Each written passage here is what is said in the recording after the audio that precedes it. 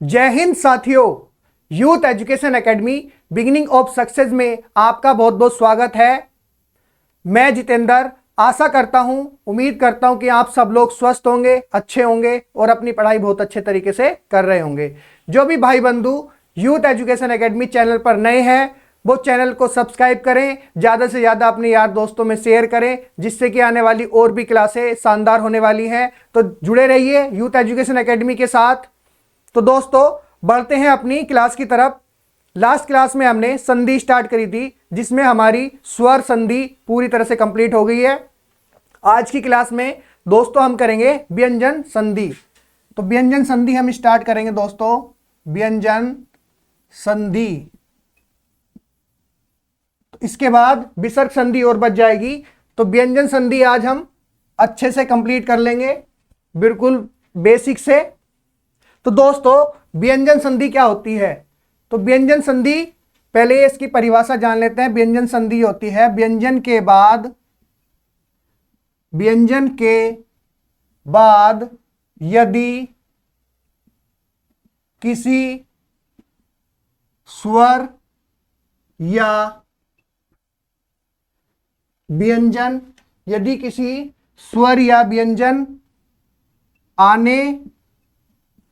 आने से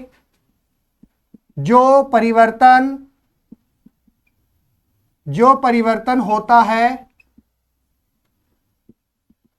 उसे व्यंजन संधि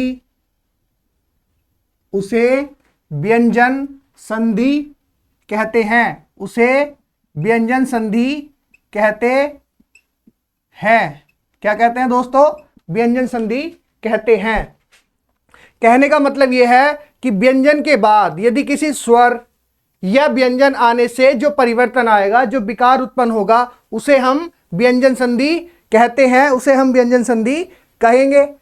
तो जैसे व्यंजन को हम कितने प्रकार से मेल करा सकते हैं? व्यंजन का, तो व्यंजन को हम 3 प्रकार से मेल करा सकते हैं। व्यंजन के साथ मेल करा सकते हैं, व्यंजन के साथ मेल करा सकते हैं, और व्यंजन का किसके साथ करा सकते हैं? व्यंजन का स्वर के साथ मेल करा सकते हैं, तथा स्वर का व्यंजन के साथ मेल करा सकते हैं। तो मतलब कहने का यह है कि हम व्यंजन का 3 प्रकार से मेल करा सकते हैं। तो जो बन के आएगा वो क्या बनेगा? वो हमारी क्या होगी? व्यंजन संधि होगी। क्या होगी दोस्तों? व्यंजन संधि होगी। क्या होगी? व्यंजन संधि हमारी होगी। तो जैसे मैं इसके उदाहरण से बता देता हूं कैसे।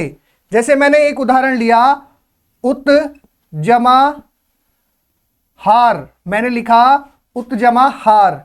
तो उत जमा हार में जब हम शब्द बनेगा तो क्या हो जाएगा? ये उद्धार। क्या हो जाएगा? उद्धार। तो यानी कि व्यंजन का योग हो रहा है तो भी व्यंजन संधि बन रही है। उसके बाद मैं लिखा सत जमा जन। क्या लिखा? सत जमा जन। तो क्या हो गया? सज्जन। क्या बना हमारा? सज्जन शब्द बना। उसके बाद एक शब्द और लिखा, एक उदाहरण और लिखते हैं। जैसे दोस्तों मैंने लिखा दिक जमा गज। क्या लिखा? दिक जमा गज। तो ये क्या बनेगा? शब्द बनेगा हमारा दिग्गज। क्या बनेगा? दिग्गज बनेगा। तो इसमें भी व्यंजन का व्यंजन के साथ ही हो रहा है योग, इसमें भी व्यंजन का व्यंजन के साथ संयोग हो रहा है। और उसके बाद मैं लिखता हूं एक बाक जमा ईस। तो बाक जमा ईस में क्या हुआ दोस्तों? व्यंजन का स्वर के साथ योग हो रहा है, व्यंजन का स्वर के साथ हो रहा है। तो ये क्या बनेगा? शब्द बनेगा हमारा बागीस। क्या बनेगा दोस्तों? बागीस शब्द बनेगा। अब एक एग्जाम्पल और लेते हैं, जिसमें मैं लिखता हूं अनु जमा छेद। तो अनु जमा छेद में क्या हुआ दोस्तों? यानी कि स्वर का व्यंजन के साथ मेल हो रहा है। तो ये क्या बनेगा? ये बनेगा दोस्तों अनुच्छेद। क्या बनेगा? अनुच्छेद। तो इस तरह से दोस्तों, तो व्यंजन के बाद यदि किसी स्वर या व्यंजन के आने से जो परिवर्तन होता है उसे संधि कहते हैं। उसे क्या कहते हैं? व्यंजन संधि कहते हैं। व्यंजन का व्यंजन के साथ, व्यंजन का स्वर के साथ और स्वर का व्यंजन के साथ योग कराने पर व्यंजन संधि हमें मिलती है। तो इस प्रकार हम ये शुरू की है, संधि स्टार्ट हो चुकी है। तो जिसमें हम इसे अब धीरे धीरे हर चीज को कराते हुए चलेंगे, संधि के नियम पढ़ेंगे। तो उससे पहले संधि के बारे में और थोड़ा सा जान लेते हैं। बस इसमें किस चीज का खेल है दोस्तों, इसमें व्यंजन, जो हमने वर्णमाला में व्यंजन पढ़े थे उसी चीज का खेल है। और जिसकी वर्णमाला अच्छी है, मैंने आपसे पहले ही बताया कि जिसकी वर्णमाला अच्छी है, पकड़ उसकी बहुत अच्छी है, तो समझ लो उसकी संधि सबसे आसान है। बाकी अगर किसी की समझ में ना आएगा तो हम उसे अच्छी तरह से करवा देंगे, दिक्कत मत लियो बस कोई भी। तो एक नोट है दोस्तों, नोट लिख देते हैं कि व्यंजन का शुद्ध रूप क्या होता है। व्यंजन का शुद्ध रूप आपको पता होगा क्या होता है। व्यंजन का शुद्ध रूप यानी कि शुद्ध व्यंजन कौन से होते हैं, ये होते हैं कै, चे, उसके बाद टे, ते, उसके बाद क्या आएगा, पे। क्या आया दोस्तों, पे आया। तो क्या आया दोस्तों, पे आया। यानी कि जिस व्यंजन में क्या है, जिस व्यंजन में हलंत लगा होगा, जिस व्यंजन में क्या होगा दोस्तों, हलंत लगा होता है, हलंत लगा होता है, वह शुद्ध व्यंजन होता है। यह चीज मैंने आपको वर्णमाला में भी बताई थी कि जिस व्यंजन के नीचे हलंत लगा होगा वो हमारा क्या होगा, शुद्ध व्यंजन होता है, वो हमारा शुद्ध व्यंजन होगा। तो दोस्तों व्यंजन स्टार्ट हो चुका है। बाकी उससे पहले छोटी छोटी बातें जान लेते हैं। कुछ शब्द हैं उनकी डेफिनेशन समझ लेते हैं, उसके बाद हम व्यंजन के नियम स्टार्ट करेंगे कि व्यंजन के नियमों से हम कितने प्रकार से बनाएंगे। तो दोस्तों अब उसके बाद मैं स्टार्ट करता हूं। जैसे एक शब्द होता है आदेश, हिंदी व्याकरण में आदेश, आगम, लोप, प्रकृति भाव, तो ये क्या होते हैं इन्हें जान लेते हैं पहले, उसके बाद हम व्यंजन के नियम स्टार्ट कर देंगे। जो भी भाई बंधु यूथ एजुकेशन एकेडमी चैनल पर नए हैं वो चैनल को सब्सक्राइब करें और अपने यार दोस्तों में शेयर करें। तो दोस्तों आदेश क्या होता है, आदेश पहले ये जान लेते हैं आदेश क्या होता है।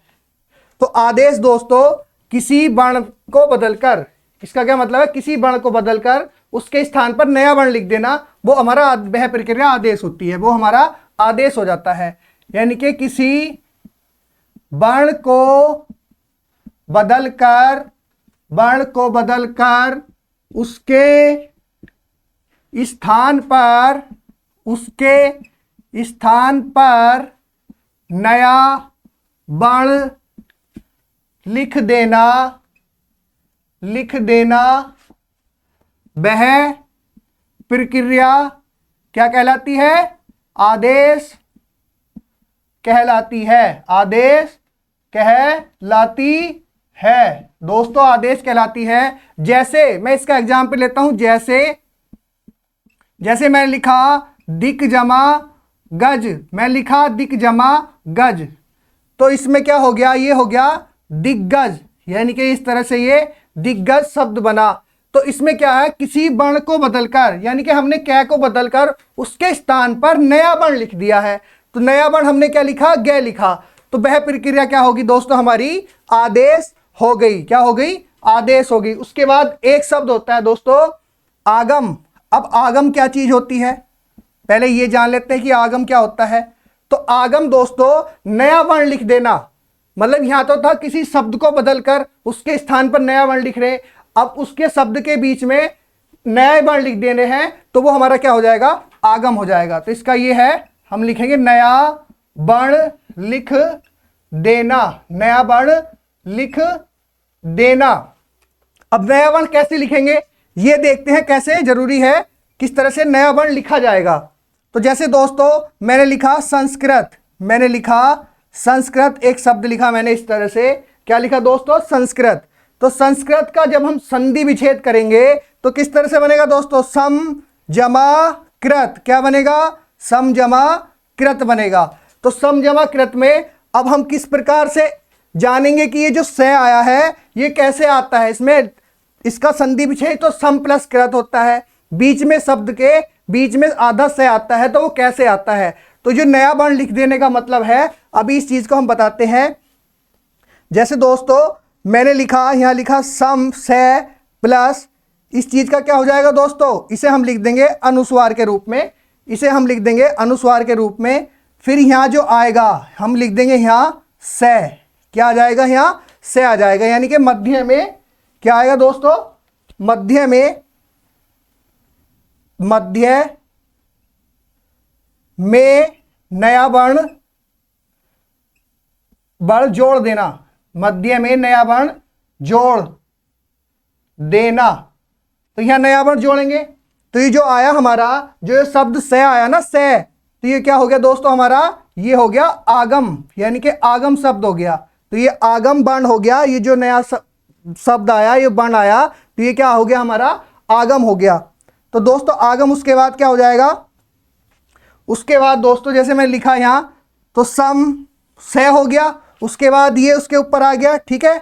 उसके बाद क्या है, प्लस से हो गया, से में हलंत, प्लस कृत, प्लस कृत। अब आपको ये पता होगा कि व्यंजन से पहले अगर व्यंजन आए हलंत लगा हुआ तो उससे पहले वाला व्यंजन आधा हो जाता है। तो क्या शब्द बनेगा दोस्तों, ये बनेगा संस्कृत। क्या बनेगा दोस्तों, संस्कृत। आपको समझ में आया होगा कि नया वर्ण लिख देना आगम कहलाता है। तो किस तरह से नया वर्ण लिखा जाता है, ये आगे हम जब संधि पढ़ेंगे, यानी कि व्यंजन संधि में हम पूरी तरह से इसे जान लेंगे। बस आगम का मतलब यह है कि नया वर्ण लिख देना, यानी कि शब्द के बीच में नया वर्ण लिख देना। उसके बाद दोस्तों अगला है इसमें लोप।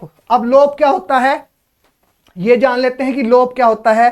कि तो लोप का मतलब होता है दोस्तों कि शब्द ही गायब हो जाए, यानी कि शब्द भी गायब होता है, किसी वर्ण का, किसी वर्ण को हटा देना, किसी शब्द को हटा देना, किसी ध्वनि को हटा देना, वो हमारा क्या होता है दोस्तों, लोप हो जाता है, लोप। तो लोप हमने उसमें भी पढ़ा था दोस्तों, विराम चिन्ह में, विराम चिन्ह में हमने लोप पढ़ा था कि बीच में किसी भी शब्द को बोलते हुए लोप हो जाता है।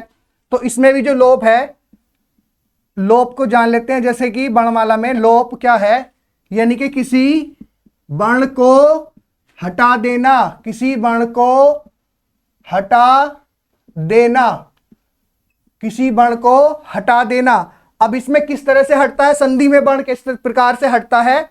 तो जैसे मैंने लिखा युवावस्था, क्या लिखा मैंने, युवावस्था। तो दोस्तों युवावस्था का संधि विच्छेद करेंगे तो कैसे बनेगा, युवन, युवन या युवान प्लस, युवान प्लस क्या बनेगा, अवस्था। क्या बनेगा दोस्तों, अवस्था। क्या बनेगा, अवस्था। अब इसमें यह देखना है कि लोप कहां पे हो रहा है, किस वर्ण का लोप हो रहा है। तो ये जो हमारा नया वर्ण है, नया, इसका लोप हो जाएगा। तो जैसे अब अगर हम इसे दोबारा से लिख देंगे शब्द बना के, तो ये क्या हो जाएगा, युवावस्था। तो युवा अवस्था, इस तरह से ये हमारा शब्द बन जाएगा। तो लोप का पता चला कहां पर लोप होता है, तो इस तरह से ये लोप हो जाता है दोस्तों, इस प्रकार से लोप हो जाता है। अब दोस्तों इसमें अगला है प्रकृति भाव। अब ये जान लो कि प्रकृति भाव क्या होता है। आज के बाद आपको दोबारा इस चीज को जानने की जरूरत नहीं पड़ेगी, क्योंकि आज इतना अच्छे से बता दिया जाएगा कि बाद में कहीं भी प्रकृति भाव, लोप, आदेश, आगम ये शब्द आ जाएंगे तो उसकी परिभाषा या फिर उन्हें समझने में कोई दिक्कत परेशानी नहीं होगी। तो दोस्तों प्रकृति भाव क्या होता है ये जान लेते हैं। अब होता है प्रकृति भाव। तो प्रकृति भाव में हेडिंग डालते हैं हम, प्रकृति भाव। दोस्तों प्रकृति भाव में क्या होता है, यानी कि किसी वर्ण में, किसी वर्ण में कोई क्या हो, कोई बदलाव न हो, कोई बदलाव न हो, कोई बदलाव न हो। जब प्रकृति का मतलब ही है तो प्रकृति का मतलब तो प्रकृति में कोई बदलाव ही ना होगा। तो किसी भी वर्ण में कोई बदलाव न हो उसे क्या कहते हैं, उसे हम क्या कहेंगे, प्रकृति भाव कहते हैं, उसे प्रकृति भाव कहते हैं, प्रकृति भाव कहते हैं। क्या कहते हैं दोस्तों, प्रकृति भाव कहते हैं। अब जैसे मैं एक एग्जाम्पल लिखता हूं, जैसे प्रकृति भाव का एग्जाम्पल लिखता हूं, मैं लिखा प्रातः काल, प्रातः जमा काल, तो प्रातः काल लिखा। अब इसमें कोई परिवर्तन नहीं होगा, किसी भी वर्ण में, किसी भी यानी कि पहले शब्द और दूसरे शब्द को मिलाने पर कोई परिवर्तन नहीं होगा, बिल्कुल ऐसे क्या ऐसे ही लिखा जाएगा। तो ये बनेगा हमारा प्रातः जमा प्रातः काल। तो ये शब्द बना हमारा, क्या बना, प्रातः काल। इस तरह से हमारा ये शब्द बना दोस्तों, क्या बना, प्रातः काल बना। तो क्या बना दोस्तों, प्रातः काल। अब इसमें क्या, अब इसमें ये हो गया प्रकृति भाव में। अब दोस्तों प्रकृति भाव में एक चीज और जान लेते हैं, जैसे कि प्रकृति भाव, ये जो शब्द आया उसके बाद जैसे कि ऐसा का ऐसे ही लिखा जा रहा, तो इसमें भी एक छोटा सा नियम है, वो जान लेते हैं। क्या नियम है, वो जो नियम है कि अगर अनुस्वार यानी कि विसर्ग जो है हमारा, अनुस्वार विसर्ग होते हैं, तो जो हमारा जैसे हमने लिखा प्रातः काल लिखा, हमने लिखा प्रातः काल, तो इसका जब हमने इस तरह से लिखेंगे हम प्रातः यानी कि प्रात प्लस विसर्ग लिखा, उसके बाद हमने लिख दिया काल। क्या लिखा हमने, काल लिखा। तो जो ये है, ये अनुस्वार है ये, यानी कि विसर्ग है जो हमारा, अनुस्वार विसर्ग जो भी है, तो उसके बाद क्या आता है, अगर इसके बाद कै खे और या पे फे, अगर इसके बाद कै खे पे फे आ जाए तो वहां क्या होगा, वहां पर क्या होगा दोस्तों, प्रकृति भाव होगा। क्या होगा, प्रकृति भाव होगा। यहां तक कोई दिक्कत परेशानी समझ में आया होगा अच्छे से, बिल्कुल अच्छी तरह से समझाया। अब शुरू करते हैं हम अपनी संधि। तो मेन हमारी अब संधि यहां से स्टार्ट होती है। तो संधि के जो नियम है, कुछ नियम है वो हम अच्छे से जानेंगे, अभी उन नियमों को समझेंगे। तो दोस्तों ये संधि के नियम हैं, व्यंजन संधि के कुछ नियम हैं, उन्हें समझ लेते हैं। उसके बाद व्यंजन संधि आपकी अच्छे से बनती चली जाएगी, कोई दिक्कत परेशानी नहीं आएगी। तो आपने हिंदी की व्यंजन वर्णमाला पढ़ी है, तो जिसमें कै ख ग ये पढ़े हैं, यानी कि 5 वर्ग होते हैं, कचट तप, ये आपने पढ़ लिया था। उसके बाद दोस्तों ये क्या है, संधि के नियम है वो देख लेते हैं। पहला नियम क्या कहता है, वर्ग के पहले वर्ण का तीसरे में परिवर्तन होना है, यानी कि पहले वर्ण का, वर्ग का जो पहला वर्ण है कै च ट त प, इसका परिवर्तन तीसरे में करेंगे। वो कैसे होगा ये जान लेते हैं। तो दोस्तों किसी वर्ग के पहले यानी कि किसी वर्ग के पहले वर्ण, यानी कि कोई सा वर्ग है उसके पहले वर्ण क्या है, कै च ट त प का मेल किसी स्वर यानी कि कोई स्वर होगा, अथवा किसी वर्ग के तीसरे वर्ण, किसी वर्ग के तीसरे वर्ण, तीसरा वर्ण कौन सा हमारा, ये हमारा ग ज ड द ब, या चौथे वर्ण, चौथा वर्ण कौन सा दोस्तों हमारा, घ झ ड ध भ, अथवा अंतस्थ य र ल ब से होने पर वर्ग का पहला वर्ण, वर्ग का जो पहला वर्ण है, यानी कि कौन सा है हमारा वर्ग का पहला वर्ण, कै च ट त प, अपने ही वर्ग के तीसरे वर्ण, अपने ही वर्ग के तीसरे वर्ण यानी कि ग ज ड द ब में परिवर्तित हो जाता है, में परिवर्तित हो जाता है। एक बार और समझ लेते हैं, यानी कि किसी वर्ग के पहले वर्ण, किसी वर्ग के पहले वर्ण का मेल किसी स्वर अथवा किसी वर्ग के तीसरे वर्ण या चौथे वर्ण अथवा अंतस्थ से होने पर वर्ग का पहला वर्ण अपने ही वर्ग के, यानी कि अपने ही वर्ग के, यानी कि अगर यह है तो इसी में अपने ही वर्ग के इसमें परिवर्तित हो जाता है, इसमें परिवर्तित हो जाता है। तो दोस्तों इसे हम चित्र से समझते हैं। अगर आपको यहाँ ये डेफिनेशन थोड़ी अटपटी लग रही है तो हम चित्र से समझते हैं इसे। तो हम इसका जब चित्र बनाएंगे, कै च ट ट प, अब हम इसका मेल किस किस के साथ कराएंगे, यानी कि स्वर, जैसे कि परिभाषा कह रही है, क्या कह रही है परिभाषा, किसी स्वर के साथ या फिर किसके साथ, तीसरा वर्ण हो कोई, तीसरे वर्ण या चौथे वर्ण, या उसके बाद क्या है अंतस्थ, अंतस्थ व्यंजन, क्या है हमारा अंतस्थ व्यंजन।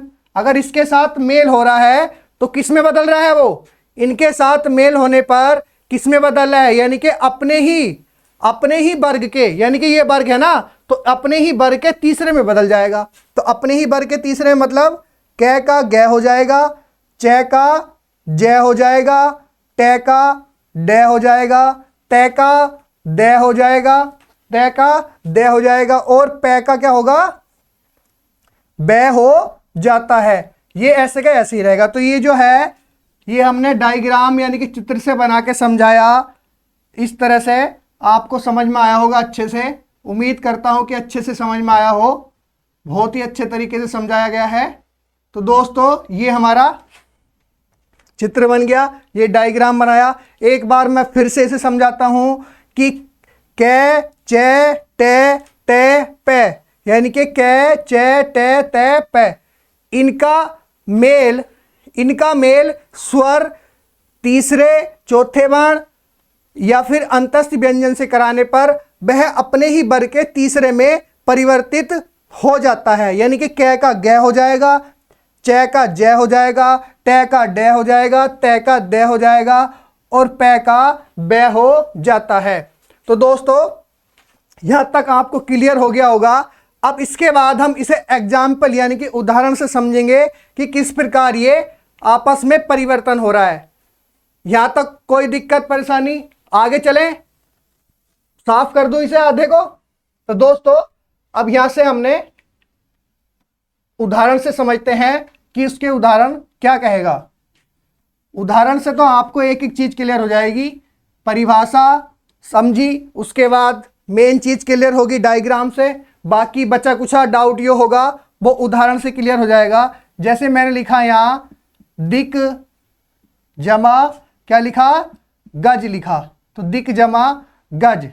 तो क्या कह रही है परिभाषा, यानी कि कचट तप का मेल किससे होगा, स्वर से तीसरे वर्ण होगा या चौथा वर्ण हो या फिर अंतस्थ व्यंजन हो, इनसे कराने पर वो क्या है, अपने ही वर्ग के, यानी कि जो अपने ही वर्ग है, यानी कि इस वाले ही वर्ग का साथी क्या है, ये इसमें तीसरे में चला जाएगा, यानी कि तीसरे में परिवर्तन कर देगा। तो क्या होगा, इसका जो परिवर्तन होगा वो क्या हो जाएगा, गै में हो जाएगा। उसके बाद ये ऐसा का ऐसे ही लिखा रहेगा, और उसके बाद दिक दी ऐसे लिख देंगे। तो यहां तक समझ में आया आपको, समझ में तो आया या नहीं आया, कमेंट करके बताना कि समझ में आया या नहीं आया। तो दोस्तों अब क्या बनेगा, तो अब ये हो जाएगा, शब्द मिला के बना देते हैं। तो इसमें अब ये आपको दिख रहा होगा कि अगर शब्द से पहले, अगर व्यंजन से पहले कोई आधा व्यंजन होता है, यानी कि हलंत लगा व्यंजन होता है, तो वो क्या हो जाता है, आधा हो जाता है। तो ये क्या हो जाएगा, इस प्रकार से क्या बनेगा, ये दिग्गज बन जाएगा। क्या बन जाएगा, ये दिग्गज बन जाएगा। इसी प्रकार और उदाहरण ले लेते हैं, उनसे आपको क्लियर हो जाएगा। ये समझ में आ गया होगा यहां तक, क्योंकि अपने ही तीसरे में परिवर्तन हो रहा है, अपने ही तीसरे में जाएगा, अपने ही तीसरे में परिवर्तन होगा, अपने ही तीसरे में परिवर्तन होगा। जैसे मैंने लिखा एक जगत जमा ईस, मैंने लिखा जगत जमा ईस, यानी कि तय किस में बदलेगा, तय अब किस में बदलेगा, तय बदलेगा दे में। दोस्तों किस में बदलेगा, दे में बदलेगा। तो ये शब्द क्या बनेगा दोस्तों, ये बनेगा जगदीश। क्या बनेगा दोस्तों, जगदीश शब्द बना। क्या बना, जगदीश शब्द बना। क्या बना दोस्तों, जगदीश शब्द बना। उसके बाद और थोड़े से उदाहरण हैं, उनसे और चीज आपकी क्लियर होती चली जाएगी, कोई भी डाउट मन में नहीं रहेगा। उसके बाद मैं लिखता हूं दोस्तों, एक लिखा मैंने बाक जमा ईश्वर, बाक जमा ईश्वर। तो बाक जमा ईश्वर में कै किस में परिवर्तन होगा, कै का परिवर्तन किस में होगा, गै में होगा। कै का किस में होगा, गै में परिवर्तन हो जाएगा। तो शब्द क्या बनेगा दोस्तों, ये बनेगा बागीश्वर। क्या बनेगा, बागीश्वर। क्या बनेगा, वागीश्वर। क्या बनेगा दोस्तों, वागीश्वर शब्द बनेगा। उसके बाद एक शब्द और लेते हैं, जैसे मैं लिखा सट जमा आनंद, सट जमा आनंद लिखा मैंने, सट जमा आनंद। तो सट जमा आनंद में दोस्तों अब ये देखो टे किस में जा रहा है, डे में जा रहा है, डे में। तो जब इसमें जाएगा तो टे किस में जा रहा है, डे में। तो जो शब्द बनेगा दोस्तों वो क्या बनेगा, सड सडा नन। क्या बनेगा, सडा नन किस में बन जाएगा दोस्तों? शब्द बन जाएगा हमारा सडानन बन जाएगा। क्या बनेगा दोस्तों? सडानन। उसके बाद और थोड़े से उदाहरण ले लेते हैं। जैसे मैंने लिखा अच जमा अंत, मैंने लिखा अच जमा अंत लिखा मैंने। क्या लिखा दोस्तों? अच जमा अंत लिखा। तो अब ये किस में जाएगा? अच जमा अंत में ये किस में जाएगा दोस्तों? च किस में जाएगा? च जाएगा हमारा जय में जाएगा, यानी कि च किस में जाएगा? हमारा जय में परिवर्तन हो जाएगा। तो ये क्या हो जाएगा? ये लिखा जाएगा दोस्तों अजंत। क्या हो जाएगा? ये अजंत हो जाएगा। अजंत क्या बनेगा? अजंत शब्द बनेगा।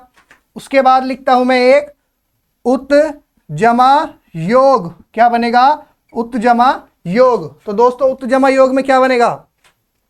तो तय किस में जाएगा? तय किस में जाएगा? हमारा दै में। तो ये शब्द ये बनेगा, क्या हो जाएगा? उद्योग। क्या बनेगा शब्द? उद्योग। दोस्तों क्या बनेगा?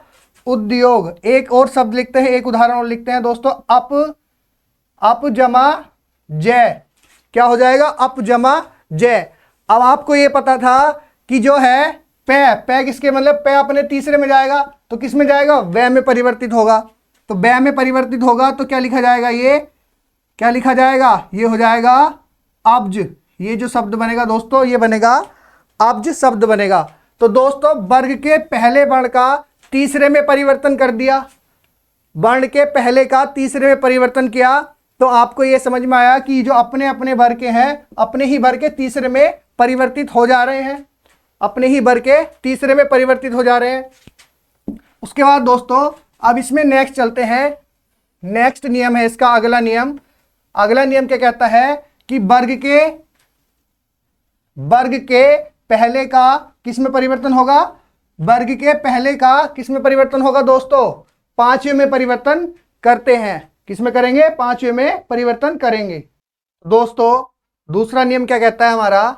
दूसरा नियम यह है कि वर्ग के पहले वर्ण का पांचवें वर्ण में परिवर्तन कराना है। इस बार वर्ग के पहले वर्ण का पांचवें में, यानी कि पहला कौन सा है? कै। इसका सिद्ध कहां जाना है? पांचवें में जाना है। इस बार पांचवें में परिवर्तन करना है। तो इसकी जो परिभाषा है ये इस तरह से है कि यदि किसी वर्ग के पहले वर्ण, यानी कि किसी वर्ग का पहला वर्ण कौन कौन सा हो गया? कै च टे तै पै, यानी कि ये हमारा पहला वर्ण हो गया, का मेल किसी पंचमाक्षर वर्ण, नासिक्य वर्ण या अनुनासिक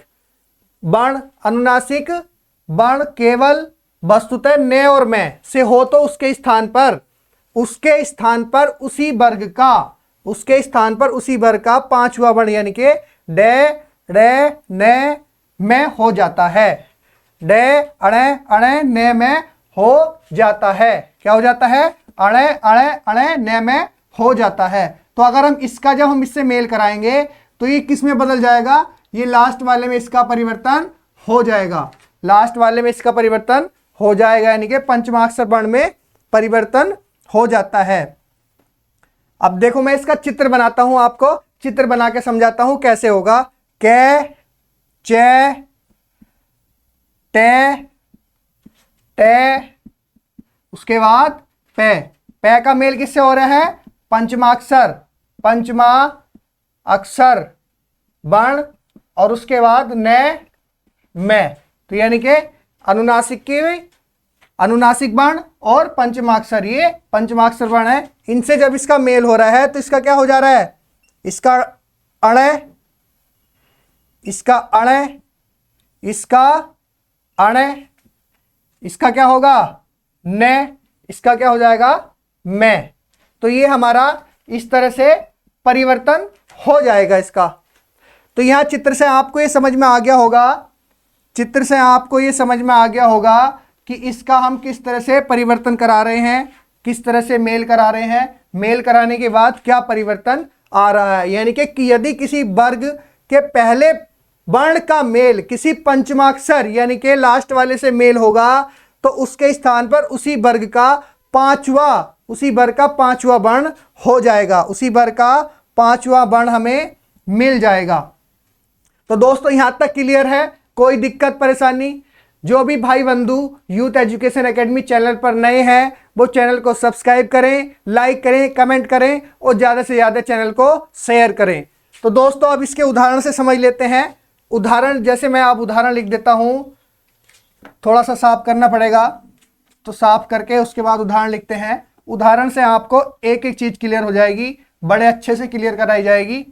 आप किसी तरह की कोई टेंशन ना लें, एग्जाम के पॉइंट ऑफ व्यू से बिल्कुल क्लास को कराया जा रहा है, एक एक चीज़ को बेसिक से कराया जा रहा है। जैसे मैंने लिखा दोस्तों, उदाहरण लिखा मैंने बाक जमा मैं, क्या लिखा दोस्तों, बाक जमा मैं। तो अब ये परिवर्तन कैसे होगा इसमें, अब ये परिवर्तन कैसे होगा कि अगर किसी के बाद कोई पंचमाक्षर आया ना, कोई भी पंचमाक्षर आ जाए, ठीक है, इनके बाद में अगर कोई भी पंचमाक्षर आ जाए तो ये अपने ही पंचमाक्षर यानी कि अपने ही वर्ग के पंचमाक्षर में परिवर्तन हो जाएगा। तो क्या का किस में परिवर्तन होगा, अणय में परिवर्तन हो जाएगा। किसमें, अणय में परिवर्तन हो जाएगा। उसके बाद क्या लिखेंगे, मैं लिखा जाएगा, और उसके पहले क्या होगा, बाघ। तो ये पूरा शब्द ये बनेगा, क्या बनेगा दोस्तों, बाढ़ में, क्या बनेगा, बाढ़ में। इस तरह से दोस्तों शब्द बन जाएगा। उसके बाद और उदाहरण देखते हैं। मैं लिखा षडमुख, षड क्या लिखा मैंने, षटमुख, षट जमा मुख, षट जमा मुख लिखा मैंने। क्या लिखा दोस्तों, षट जमा मुख लिखा। क्या लिखा, षट जमा मुख। तो ये अपने ही किस में परिवर्तन होगा। अब देखो किस में परिवर्तन हो रहा है, ये किस में जाएगा परिवर्तन होके, ऋ में परिवर्तन हो जाएगा। जब ऋ में परिवर्तन होगा तो शब्द क्या बनेगा, तो शब्द बनेगा दोस्तों, क्या बना, षड मुख, क्या बना, षड मुख। ये शब्द बना हमारा षणमुख बना, षणमुख। यहां तक कोई दिक्कत। उसके बाद दोस्तों और एग्जाम्पल समझ लेते हैं, और उदाहरण ले लेके समझेंगे अच्छे से। कोई भी चीज एग्जाम में गलत नहीं होनी चाहिए, यहां गलत हो जाए तो चल जाएगा, मगर एग्जाम में कोई गलत नहीं होना चाहिए क्वेश्चन किसी तरह का भी। तो दोस्तों मैंने लिखा उत जमा मत, मैं लिखा उत जमा मत। तो तय हमारा किस में परिवर्तन हो रहा है दोस्तों, तय का हमारा किस में परिवर्तन हो रहा है, न में परिवर्तन हो रहा है। तो क्या हो जाएगा इसका शब्द, तय का किस में परिवर्तन है, न में परिवर्तन हो रहा है। तो क्या शब्द बनेगा दोस्तों, उन्मत, क्या बनेगा, उन्मत बनेगा दोस्तों। क्या बनेगा, उन्मत शब्द बनेगा। अब उसी प्रकार जैसे मैंने लिखा तत् जमा मैं लिखा तत् जमा मैं लिखा, तो तय का न में परिवर्तन होगा तो क्या हो जाएगा, तन्मय हो जाएगा। क्या शब्द बनेगा दोस्तों, तन्मय बनेगा। मैंने एक और लिखा चित्त जमा मैं लिखा चित्त जमा मैं लिखा, क्या लिखा, चित्त जमा मैं। तो क्या बनेगा दोस्तों, ये बनेगा चिन्हमय शब्द बनेगा। क्या बनेगा, चिन्हमय शब्द बनेगा दोस्तों। क्या बना, चिन्हमय शब्द बना। तो यहां तक दोस्तों हमने दो नियम पढ़ चुके हैं, यानी कि पहले का तीसरे में परिवर्तन और पहले वर्ण का पांचवें वर्ण में परिवर्तन। यहां तक कोई दिक्कत परेशानी, उम्मीद करता हूं यहां तक अच्छे समझ में आया होगा। यानी कि अपने के पांचवें में ही परिवर्तन हो रहा है। उसके बाद अगला नियम है दोस्तों, अगला नियम है हमारा तय संबंधी नियम। तो तय संबंधी नियम में दोस्तों कई सारे नियम हैं, छोटे छोटे से नियम हैं, बड़े अच्छे से समझ में जाएंगे आपको। एकदम आसान है, बहुत ही आसान, आपको बस देख के ही समझ में आ जाएंगे कि कौन सा किस में परिवर्तन हो रहा है, कौन सा किस में परिवर्तन हो रहा है, ये चीज आपको देखते ही पता चल जाएगी। तो तय संबंधी विनियम हेडिंग डालते हैं। अब हम कौन सा है, तीसरे नंबर पे होता है तय संबंधी नियम। तय संबंधी नियम हमने हेडिंग डाला।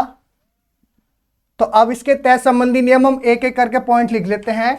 क्या है कि तय का जो नियम है, तय संबंधी नियम पहला क्या कहता है, तय के बाद क्या आना चाहिए, तय के बाद क्या हो, च और छ, यानी कि तय के बाद यदि क्या आए, च और छ हो, यदि च और छ हो तो तय का क्या हो जाएगा, तो तय का क्या हो जाता है, च हो जाता है, तय का च हो जाता है। अब इसका चित्र बनाते हैं, उसके बाद उसे समझाते हैं।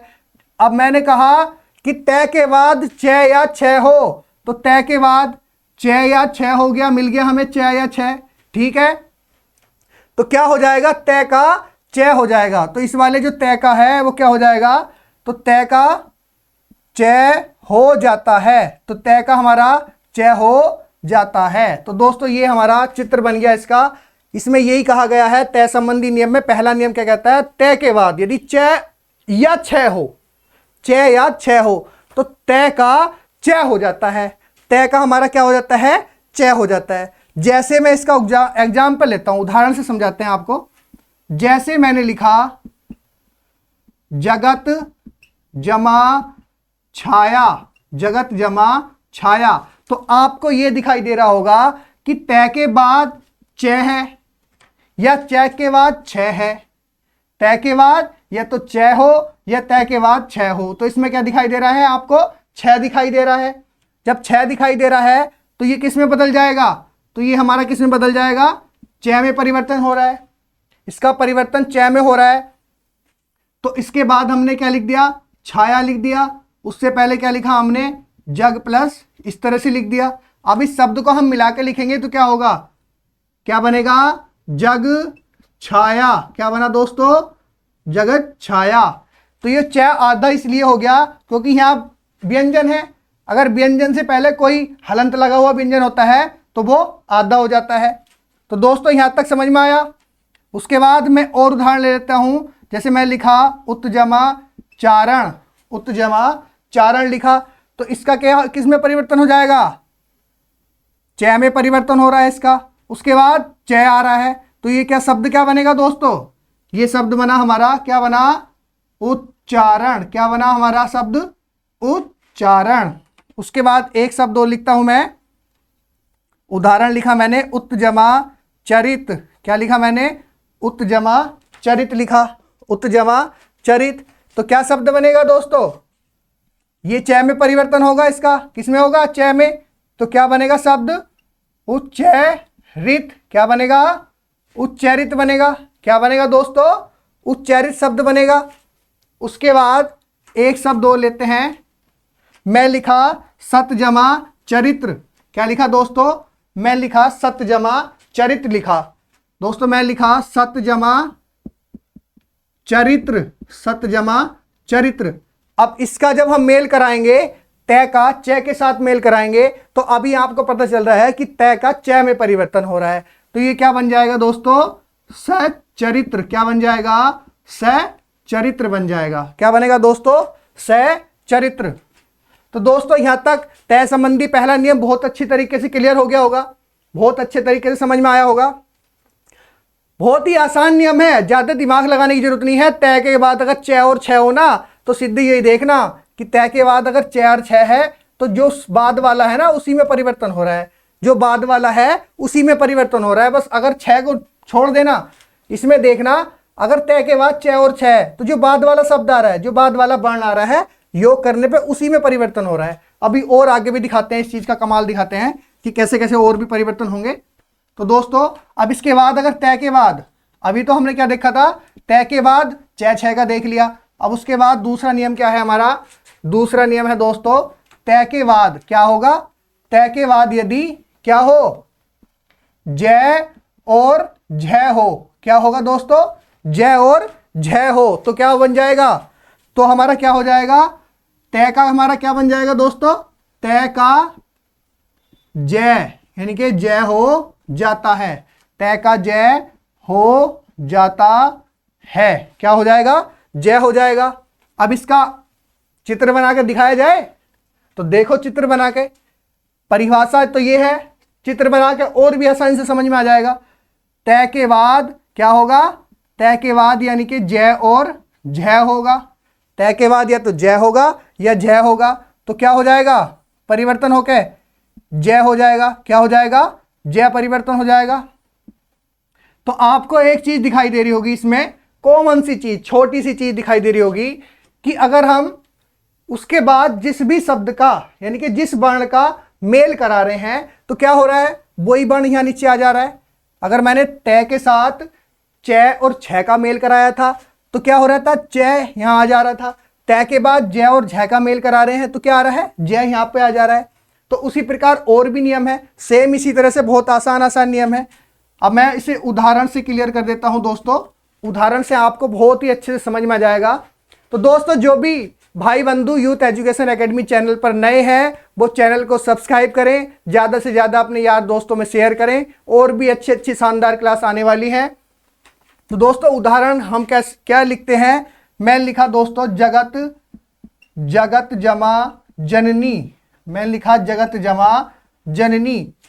तो दोस्तों जगत जमा जननी मैंने लिखा, तो इसमें क्या होगा, जगत में तय का क्या होगा, तय का जय हो जा रहा है, तो तय का जब जय हो जाएगा तो दोस्तों जय हो गया। उसके बाद मैं लिखा जननी, लिख दिया जननी, तो जग जमा जय प्लस, इस तरह से लिख दिया मैंने तोड़ के इसे अलग अलग करके।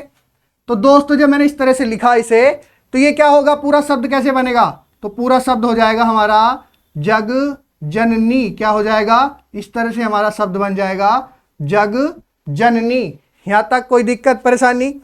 उसके बाद और उदाहरण देख लेते हैं। एक मैं लिखता हूं सत जमा जन, क्या लिखता हूं, सत जमा जन लिखता हूं, सत जमा जन। दोस्तों जैसे मैं लिखा सत जमा जन, तो सत जमा जन में मैं लिखा, तो इसी प्रकार तय का क्या हो जा रहा है, तय का जय बन जा रहा है। तो तय का जब जय बनेगा किस में परिवर्तन होगा, जय में परिवर्तन हो जाएगा। तो शब्द क्या बनेगा, तो शब्द बनेगा हमारा से आधा जय न, सज्जन। तो इस प्रकार से हमारा ये शब्द बन गया। तो दूसरा नियम भी आपको समझ में आ गया होगा, क्लियर हो गया होगा, किसी तरह कोई डाउट नहीं है। जैसे तय के बाद जय और जय हो तो तय का क्या हो जाता है, जय हो जाता है। उसके बाद जो शब्द बाद में आएगा, जो वर्ण आएगा, वो ऐसा का ऐसा ही लिखा जाता है। तो दोस्तों इसमें नेक्स्ट है, अब एक साथ हम 3 का नियम करेंगे। अब एक साथ में हम तय के साथ 3 को मिलाएंगे।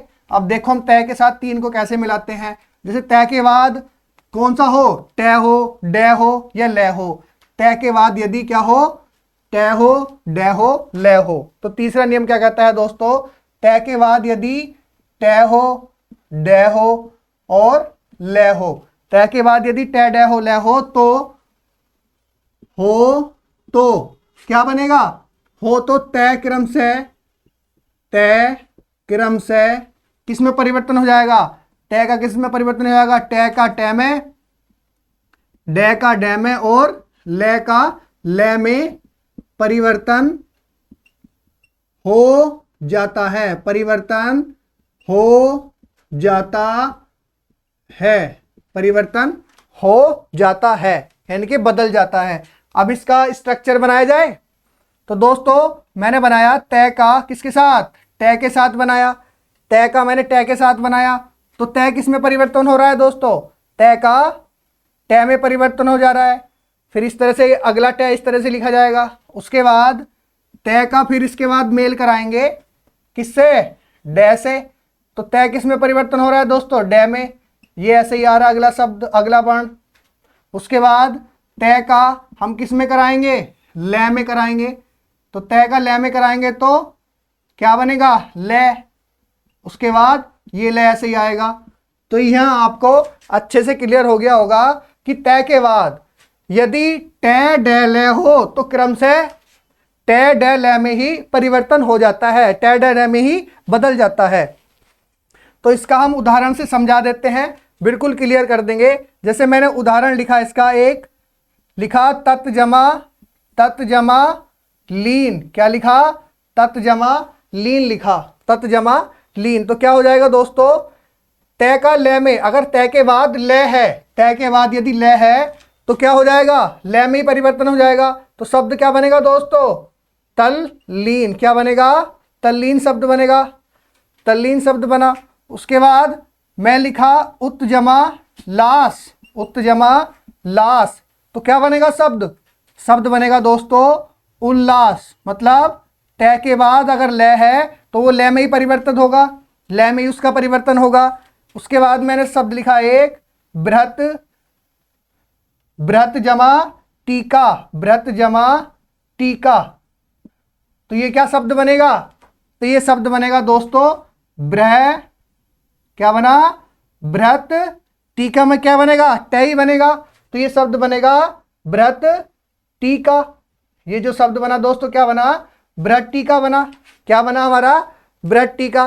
तो दोस्तों तय संबंधी तीसरा नियम, तय संबंधी तीसरा नियम आपको अच्छे से क्लियर हो गया होगा। अच्छे से समझ में आ गया होगा। यहाँ तक कि तय के जो भी उदाहरण है मैंने अच्छे से बता दिए हैं, कोई दिक्कत परेशानी नहीं होनी चाहिए। उसके बाद तय के 2 नियम और हैं, वो भी जान लेते हैं। 2 से 3 नियम और हैं, वो भी अच्छे से समझ लेते हैं। तो दोस्तों तय का नियम नंबर 4 पढ़ते हैं। तय के बाद यदि, तय के बाद अब क्या आएगा, यदि स हो, तय के बाद यदि स हो तो अब क्या बनेगा ये जानते हैं। तय के बाद यदि स हो तो क्या हो जाएगा, तय का क्या हो जाएगा, तय का हमारा च में, और तय का च में, और स का किस में परिवर्तन होगा, स का किस में होगा, छ में, स का छ हो जाता है। क्या हो जाता है, स का छ हो जाता है। तय के बाद यदि स हो, तय के बाद यदि स हो तो तय का तो च हो जाएगा और स का छ हो जाता है। अब इसका डायग्राम बनाते हैं, चित्र बनाते हैं कि तय के बाद, तय के बाद क्या होगा, तय के बाद स होगा, तय के बाद क्या होगा, स होगा। तो क्या होगा, तय का तो क्या हो जा रहा है, च बन जा रहा है, और उसके बाद स का क्या होगा, स का छ बन जा रहा है। जो वर्ण बनेगा वो क्या बनेगा, छ बन जाएगा। तो यहां तक कोई दिक्कत। तय के बाद यदि स हो, तय के बाद क्या है, स है, तय के बाद स है, तो तय का तो च हो गया और स का छ बन जा रहा है, स का छ बन जा रहा है। अब उदाहरण से समझ लेते हैं कि उदाहरण से समझ में आएगा, बहुत अच्छे तरीके से आएगा। जैसे मैं लिखा उत जमा श्वास, मैं लिखा उत जमा श्वास, तो तय है, तय के बाद क्या है, स भी है। तो अब इसका क्या बनाएंगे, तय का तो च में परिवर्तन करेंगे और स का छ में परिवर्तन करेंगे। तो अब शब्द जो बनेगा क्या बनेगा, उ आधा च छ बा स, क्या बनेगा, उच्छ्वास। क्या बना शब्द हमारा, उच्छ्वास शब्द बना। यहां तक कोई दिक्कत, क्या बना, उच्छ्वास बना। उसके बाद अगला शब्द बना लेते हैं। जैसे मैं लिखा सत्य जमा, सत्य जमा शास्त्र, क्या लिखा मैंने, सत्य जमा शास्त्र। तो सत्य जमा शास्त्र का जब शब्द बनाएंगे तो कैसे बनेगा, तो कैसे बनेगा, क्या बनेगा शब्द, सच शास्त्र, क्या बनेगा, सच्चास्त्र। इस तरह से ये शब्द बनेगा। तय का एक नियम और बचा है, तय का एक नियम और बचा है। अगला नियम क्या कहता है, यहां तक कोई दिक्कत समझ में आया अच्छे से। अगर तय के बाद स हो तो तय का छ हो जाता है और स का छ हो जाता है। तय के बाद यदि स हो तो तय का च हो जाता है, स का छ हो जाता है। उसके बाद अगला नियम है यदि, अब तय के बाद क्या होगा, तय के बाद अगला नियम नंबर कौन सा है, 5वां। तय के बाद क्या है, अब तय के बाद होगा है। अगर तय के बाद है हो तो क्या होगा, तो तय का हमारा क्या हो जाएगा, क्या हो जाएगा दोस्तों, तय का द हो जाएगा और उसके बाद तय का द हो जाएगा और है का क्या हो जाएगा, है का दोस्तों ध हो जाएगा। है का हमारा क्या हो जाएगा, ध, है का हमारा ध हो जाएगा। अब देखो इसमें कैसे चित्र में बताते हैं। जैसे तय के बाद हमारा क्या है, तो तय का क्या हो रहा है, हमारा द हो रहा है, तय का हमारा द हो रहा है और है का क्या हो रहा है, ध बन रहा है का क्या बन रहा है, ध बन रहा है। तो ये डायग्राम से समझ में आया इतना। अब इसका उदाहरण ले लेते हैं। तो उदाहरण में हम, बहुत ही अच्छा एग्जाम में आया हुआ उदाहरण है, जो भी उदाहरण है आप देखते हैं क्या है उदाहरण। तो जैसे मैं लिखा, कई बार आया हुआ है एग्जाम में उदाहरण, उत्जमा हार। आपने हर एग्जाम में देखा होगा, किसी ना किसी एग्जाम में ऐसा उदाहरण मिलता है, उत्जमा हार। तो जब इसका शब्द बनेगा तो क्या बनेगा, तय का क्या बनेगा हमारा, तय का हो जाएगा द और है का हो जाएगा ध। तो शब्द क्या बनेगा दोस्तों, उद्धार। क्या बनेगा, उद्धार शब्द बनेगा। क्या बनेगा, इस उद्धार शब्द बनेगा। क्या बनेगा दोस्तों, उद्धार। अब ये दैद है, आपको बता दें कि ये जो बनाया था हमने दैद है, पहले के वर्णमाला के बाद बताया था आपसे। तो ये दोनों किस तरह से होते हैं, इसमें द और ध का संयोग होता है, द और ध का संयोग होता है। उसके बाद जैसे मैं लिखा तत्जमा हित लिखा, क्या लिखा, तत्जमा हित। तो क्या शब्द बनेगा दोस्तों, ये बनेगा तद्धित। क्या बनेगा? तद्धित। बहुत ही अच्छे एग्जाम्पल है, बहुत ही अच्छे उदाहरण है, ध्यान से समझना, एक एक उदाहरण बहुत ही इंपॉर्टेंट है। उत जमा मैं लिखा हत, तो क्या बना? क्या बना दोस्तों? उद्धत बना। क्या बना? उद्धत। अब एक एग्जाम्पल और है, एक एग्जाम्पल और समझ लेते हैं, बहुत ही अच्छा उदाहरण है, इधर समझते हैं। मैं लिखा उत जमा क्या लिखा मैंने? है, और है के नीचे रे, ये स्वर वाला रे लिखा। तो अब इसका शब्द कैसे बनेगा? ये बनेगा दोस्तों उद्धृत। क्या बनेगा? उद्धृत। ये इस तरह से भी लिखा जाता है, और दूसरी तरीके से इसे कैसे लिख सकते हैं? उद्धृत। क्या हो जाएगा? उद्धृत। इस तरह से भी हम इसे लिख देते हैं। तो दोस्तों तय संबंधी 5 नियम है, ये हमने नियम अच्छे से पढ़े, आपको समझ में भी आए होंगे। उम्मीद करता हूं क्लास समझ में आई होगी तय संबंधी नियम की। उससे पहले 2 नियम पढ़े, वो भी समझ में आए होंगे। तो क्लास अगर अच्छी लगी हो तो क्लास को लाइक करना, ज़्यादा से ज़्यादा क्लास को शेयर करना। मिलते हैं बची हुई नेक्स्ट हिंदी में, उसे कल कराएंगे। तब तक के लिए जय हिंद, जय भारत।